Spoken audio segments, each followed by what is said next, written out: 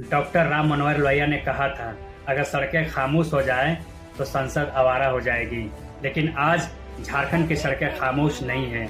हजारों छात्र सड़कों पर उतरकर अपने हक की लड़ाई लड़ रहे हैं, क्योंकि जब सड़कें जागती हैं तभी सदन आवारा नहीं जवाबदेह बनता है। क्योंकि छात्रों की स्कॉलरशिप महीनों से अटकी हुई है, इसलिए आज सड़कें खामोश नहीं है।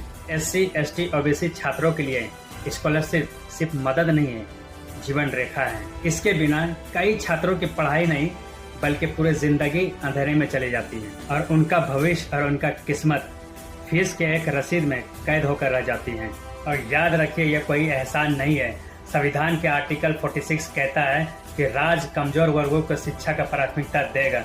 मतलब स्कॉलरशिप हक है, कोई भीख नहीं है। सरकार को 7,721 करोड़ अनुपूरक बजट इसलिए लेना पड़ा क्योंकि स्कॉलरशिप और योजनाओं को चलाने के लिए सरकार के पास पैसा कम पड़ गया था।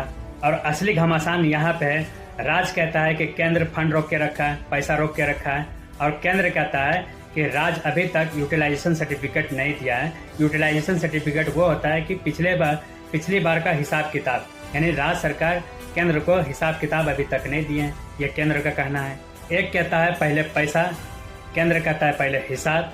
और यही दोनों राजनीतिक रस्साकसी में पिस कौन रहा है? बच्चे, उनका भविष्य, उनका जिंदगी। ये कैसे होगा? सरकारें आपस में लड़ते रहे, लेकिन सच बात यह है स्कॉलरशिप फाइल नहीं बल्कि बच्चे का भविष्य है।